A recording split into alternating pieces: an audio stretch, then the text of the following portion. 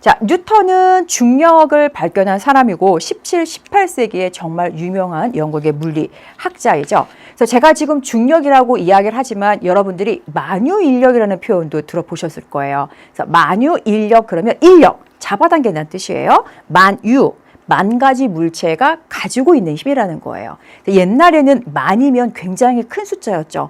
요즘에는 한 10조, 100조 정도는 돼야만 큰 숫자인데, 그래서 모든 물체가 서로 잡아당기는 힘, 그것을 만유인력이라고 부르는데, 요즘에는 그러한 만유인력을 중력이라고 하는 표현으로 바꾸었어요. 그래서 여러분들은 제가 중력이라고 하면 만유인력, 그러면서 만유인력과 중력이라고 하는 용어를 두 개 다 알고 계셔야만 되는 거. 자, 요거 중력에 대해서는 다음 시간에 다시 이야기를 할 텐데, 그 중력을 발견한 이 뉴턴이 세 가지 운동 법칙을 제안을 합니다. 그 중에서 첫 번째 법칙은요, 용어가 조금 어렵죠. 관성의 법칙이라고 하는 건데, 관성이라고 하는 용어가 중요한 것이 아니고, 이 첫 번째 1법칙, 관성 법칙의 의미가 중요해요. 자, 운동 제1법칙은 힘이 없는 경우에요. 물체에 힘이 작용하지 않아요. 그럼 여러분들 테이블 위에 지금 책 올려져 있죠? 힘이 작용하지 않아요. 내가 힘주지 않아. 그러니까 그 책은 어떻게 하고 있어요? 주구장창 정지해 있어요. 바로 그거예요. 물체에 작용하는 힘이 없으면 정지한 물체는 계속해서 정지해 있으려고 해요. 근데 운동하는 물체는요. 힘이 작용하지 않으면 운동하는 물체는 그대로 운동하려고 해요. 근데 여기서 중요한 거예요. 힘이 원인이 되는 거라고 했죠. 물리학에서는 어떤 원인이었어요? 운동 상태를 바꿔요. 운동 상태란 빠르기를 바꿀 수도 있고 방향을 바꿀 수도 있는데 그러한 힘이 없어요. 그럼 무슨 얘기? 빠르기가 안 바뀌어요. 즉 등속 운동한다는 거죠. 방향도 안 바뀌어요. 방향이 안 바뀌는 운동은 하나밖에 없어요. 무슨 운동? 직선 운동. 그래서 운동하고 있는 물체에 힘이 작용하지 않으면 그 물체는 빠르기도 변하지 않고 방향도 변하지 않는 무슨 운동한다? 등속 직선 운동을 해요. 근데 제가 이렇게 별까지 쳐놓고 강조를 해도 여러분들이 문제를 풀 때 자, 등속 직선 운동하는 물체가 있다. 오른쪽으로 운동하고 있다. 이 물체에 작용하는 힘의 방향은 그러면 오른쪽이라고 답하는 친구들이 분명히 있어요. 함정이에요. 등속 직선 운동한다는 얘기는 물체에 작용하는 힘이 없는 거예요. 없어요. 근데 원운동을 한다? 잠시 후에 우리 살펴보겠지만 원운동은 방향이 계속해서 바뀌거든요. 그때는 힘이 작용을 하죠. 하지만 빠르기도 안 바뀌고 방향도 안 바뀌는 등속 직선 운동이 나오면 출제자의 의도에 낚이면 안 돼요. 아, 물체에 작용하는 힘이 없구나. 자, 예를 들어볼게요, 여러분. 사실 물체가 운동만 해도 이게 움직이니까 서양에서도 1000년 동안 움직이고 있는 물체에는 힘이 작용한다라고 믿었어요. 자그마치 1000년 동안. 그것을 깬 사람이 갈릴레이고 뉴턴이 갈릴레이가 죽던 해에 태어났거든요. 갈릴레이의 이론을 조금 더 정교화한 것이 뉴턴의 운동법칙 3가지예요. 제가 축구공을 발로 차요. 정지해 있는 축구공을 발로 차면 일단 제가 축구공에 힘을 주잖아요. 근데 축구공이 제 발로부터 떨어지면 힘을 받지 않는 거예요. 그러면 축구공은 뭐 해야 돼요? 등속 직선 운동해야 돼요. 굉장히 접촉면이 매끄럽다면. 근데 우리 경험으로 알고 있죠. 굴러가던 축구공이 점점 속력이 느려지면서 정지합니다. 그건 뭐예요? 빠르게 변화가 생겼다는 거죠. 빠르게 변화가 생겼다는 것은 바로 힘이 작용한다라고 하는 거고요. 힘이 작용하는 경우, 즉 힘이 0이 아닌 경우를 설명하는 것이 바로 운동 제2법칙이에요. 힘과 가속도 법칙이라고 하는 거예요. 가속도라고 하는 게 뭐예요, 여러분? 속도가 바뀌는 거죠. 방향이 바뀔 수도 있고 빠르기가 바뀔 수도 있는데 우리 물리학 원에서는 방향은 직선으로 안 바뀌고 빠르기가 바뀌는 것만 우리 지난 시간까지 공부를 했습니다. 그렇다고 하면 이 가속도는 왜 발생하느냐? 왜 속도가 변하느냐? 힘이 작용해서. 그래서 뉴턴에 의해서 요 힘이라고 하는 것이 무엇과 무엇의 곱이냐면 물체의 질량과 그 물체의 가속도의 곱으로 구할 수가 있어요. 그리고 이 힘이라고 하는 것은 방향을 가지고 있어요. 물체가 동쪽으로 힘받을 거냐 남쪽으로 힘받을 거냐에 따라서 운동 상태가 달라지잖아요. 질량은 우리 너무 잘 알고 있죠. 제 오늘 아침에 몸 질량이 57kg이었어요. 킬로그램 단위를 갖는 것이 질량인 거고요. 가속도는 우리가 이미 배웠죠. 근데 이 질량은요, 우리 질량 잴 때 동쪽으로 30kg, 서쪽으로 25kg 이런 방향 표시 안 합니다. 질량은 방향이 없어요. 그런데 가속도, 속도는 방향이 있는 벡터량이었죠. 속도의 변화량인 가속도도 벡터량이에요.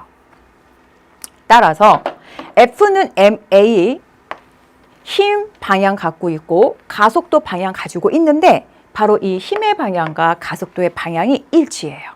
제가 물체에 동쪽으로 힘 주잖아요. 이 물체는 동쪽으로 가속도를 갖게 돼요. 제가 물체에 남쪽으로 힘을 주면 이 물체는 남쪽으로 가속도가 발생을 하게 돼요.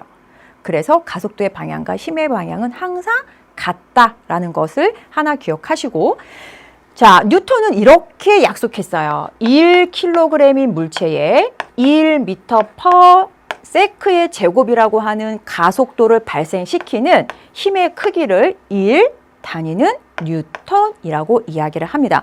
제가 앞에서 힘의 단위는 뉴턴이라고 일단 받아들여 주세요 라고 이야기를 했잖아요. 그 1뉴턴이 어떻게 정의되느냐? 1kg의 물체에 1m/s 제곱의 가속도를 발생시키는 원인, 힘으로 정의가 된다는 것을 기억을 하시고요. 자, 그럼 이제 예를 들어서요. 과학의 맥락에서 이 그림 갖고 제가 한번 해볼게요. 자, 이 물체의 질량이 2kg이에요. 철수가 10N으로 물체를 당겨요. 그러면 암산 가능하죠? F는 ma인데 F가 10이니까 질량은 2, 가속도는 얼마? 5m/s 제곱 이렇게 구하시면 돼요. 그리고 힘의 방향이 오른쪽이니까 가속도 방향도 오른쪽 이렇게 여러분들이 알아두시면 되겠어요. 너무 쉽죠? 그러니까 이 정도의 문제는 안 나옵니다. 근데 여러분들 이 경우는요. 바닥에 마찰이 없는 경우고 우리한테 성가신 힘, 근데 사실 어느 때는 이 힘이 굉장히 도움이 되기도 하는데 운동 방향과 반대 방향으로 작용하는 마찰력이라는 것이 있어요.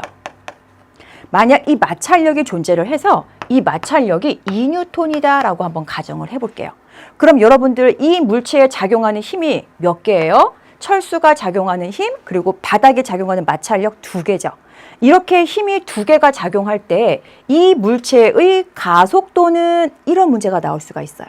자, 그렇다고 하면 다시 운동 제2법칙으로 가서 F는 ma죠. 이때 가속도를 발생시키는 힘은요. 한 물체에 작용하는 힘이 여러 개일 경우 합력이 가속도를 발생시켜요. 그러면 철수가 당기는 힘은 오른쪽으로 10N, 마찰력은 왼쪽으로 2N이니까 이 두 힘의 합력은 8N이 될 거고 질량이 2kg이니까 가속도의 크기는 4m/s 제곱, 그리고 두 힘의 합력 방향이 오른쪽 방향일 테니까 가속도 역시 오른쪽 방향이 되는 거예요. 그래서 F는 ma를 꼭 기억하시고 그때 가속도를 만드는 힘은 물체에 작용하는 여러 힘일 경우 합력이 가속도를 만듭니다. 자, 어떠한 상황이냐? 지금 물체가 오른쪽으로 등속 직선 운동하고 있어요. 자, 등속 직선 운동하고 있습니다. 이 물체에 작용하는 힘은 얼마일까요? 그렇죠. 0이라고 대답하셔야죠. 운동한다고 해서 힘이 작용하는 건 아니에요. 등속 직선 운동이면 물체에 작용하는 힘이 없는 경우예요. 자, 그런데 물체의 운동 방향과 같은 방향으로 힘이 작용을 했어요. 그렇다고 하면 변화가 생겨야 되겠죠. 썰매를 타고 동생이 쭉 미끄러져 가고 있는데 제가 동생이 미끄러져 가고 있는 방향으로 쭉 더 밀어줬어요. 힘줬어요. 그럼 어떻게 돼요? 동생이 타고 있는 썰매의 속도가 더 빨라집니다. 그래서 물체의 운동 방향과 힘의 방향이 같잖아요. 그러면 속도가 증가해요. 빨라져요. 요거는 우리가 경험상으로도 잘 알고 있어요. 그런데 요게 문제예요. 물체의 운동 방향과 힘의 방향이 반대예요. 물체는 오른쪽으로 운동하고 있는데 제가 이 물체를 왼쪽으로 당기는 거예요. 그러면 여러분들은 어떻게 생각하냐면 자, 오른쪽으로 운동하고 있는 물체를 제가 왼쪽으로 당기면 물체의 운동 방향이 왼쪽으로 바뀌어요 라고 이야기를 하지만 이거는 굉장히 가벼운 물체 같은 경우고 달려가는 코끼리, 오른쪽으로 달려가는 코끼리의 꼬리를 제가 왼쪽으로 당기면 코끼리가 바로 운동 방향이 왼쪽으로 바뀔까요? 아닙니다. 어떤 단계가 있느냐? 운동 방향과 반대 방향으로 힘이 작용하게 되면 이 물체의 속도가 점점 느려져요. 그러다가 어느 순간에 오느냐? 정지 순간이 와요. 자, 그리고 계속해서 힘을 주는 거예요. 왼쪽 방향으로. 그럼 계속 속도가 느려지다가 정지하고 그 다음엔 어떻게 되죠? 그 다음에 비로소 운동 방향이 바뀌는데 운동 방향이 바뀌고 나서는 운동 방향과 힘의 방향이 일치하니까 점점 속도는 빨라지겠죠. 그래서 반드시 아무리 짧은 순간이라도 운동 방향과 반대 방향으로 힘을 작용하게 되면 속도가 감소하는 구간이 반드시 있어요. 그리고 운동 방향이 바뀌는 그 순간에 반드시 물체는 정지하게 되어 있습니다. 다시 한번 정리를 할게요.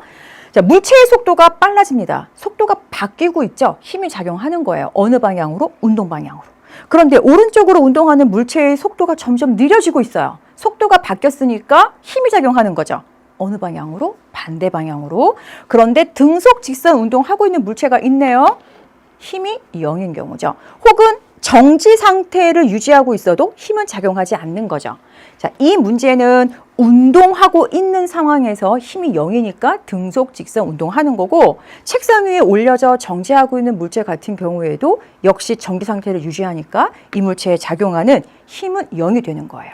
그리고 만약 물체에 작용하는 힘이 여러 개가 있을 경우에 힘이 0이려면 정확하게는 합력이 0이라고 이야기를 해야 될 거고 물체에 작용하고 있는 여러 가지 힘의 합력 이야기는 8강에서 다시 하도록 하겠습니다. 자, 마지막으로 이제 운동 제3법칙. 그러니까 운동 제1법칙은 뭐였어요? 힘이 작용하지 않을 때 정지한 물체는 계속 정지하려고 하고 운동하는 물체는 등속 직선 운동하는데 이렇게 운동 상태, 정지한 물체가 계속 정지했으려고 하고 운동하는 물체는 계속 등속 직선 운동하려고 하는 그 성질을 우리가 관성이라고 부르는 거고 운동 제2법칙은 F는 MA, 요거 계속 주구장창 앞으로 쓸 거예요. 그래서 꼭 F는 MA 기억하시고 운동 제3법칙은 뭐냐면 바로 작용, 반작용 법칙이라고 하는 건데 실제로 작용, 반작용 법칙의 큰 의미는 힘은 홀로 존재하지 않는다는 거예요. 제가 힘을 쓴다? 이건 일상용어고 물리학에서는요. 제가 힘을 누군가한테 줘야만 되는 거죠. 주어가 있고 목적어가 있어야 돼요. 항상 둘 사이에 작용하는 것이 힘인데 그 힘이 굉장히 묘하게 작용을 합니다. 어떻게? 작용, 반작용으로. 예를 한번 들어볼게요. 제가 기분이 너무 나빠요. 오늘 선생님한테 진짜 억울할 정도로 막 꾸지람을 좀 크게 들었다고 할게요. 혹은 부모님한테도 꾸지람을 들어서 억울할 때가 있잖아요. 그래서 뭔가 풀고 싶어요. 그럴 때 뭔가를 이렇게 했으면 좋겠어요. 하지만 우리가 온몸에 힘을 쏟아서 벽돌을 칠 수는 없어요. 왜? 내 손이 아플 걸 알고 있기 때문이죠. 근데 이게 경험적으로는 당연한데 한 번만 돌이켜 생각하면 이게 굉장히 신기해요. 왜냐하면 제가 주먹으로 벽을 칠 거예요.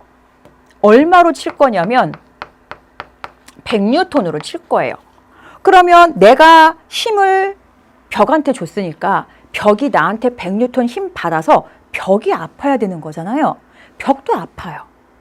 그런데 누구도 아파요? 나도 아파요. 그건 뭐냐면 주먹이 벽에 힘을 가하잖아요. 그럼 이 벽이 받고만 있지 않아요. 당하고만 있지 않아요. 나만 왜 100뉴턴의 힘을 너한테 받아야 돼? 너도 나로부터 100뉴턴의 힘을 받아보렴. 이게 작용 반작용이에요. 주먹으로 벽을 치죠. 신기하게도 벽도 주먹을 칩니다. 힘의 방향이 반대예요. 사람이 힘을 가하면 벽은 자기가 받은 힘과 반대 방향으로 주먹에 힘을 가하게 되고 그때 받은 만큼 똑같이 줍니다. 그러니까 결국 뭐냐면 작용점이 사람이 벽을 치면 벽에 작용점이 찍히잖아요. 작용점은 항상 힘을 받는 물체에 찍혀요. 근데 벽이 사람한테 또 힘을 주는 거기 때문에 이번에는 사람 주먹에도 작용점이 찍혀요. 그러니까 내가 주먹으로 벽을 치면 벽은 벽대로 아프고 나도 벽으로부터 힘 받아서 나도 나대로 아픈 거예요.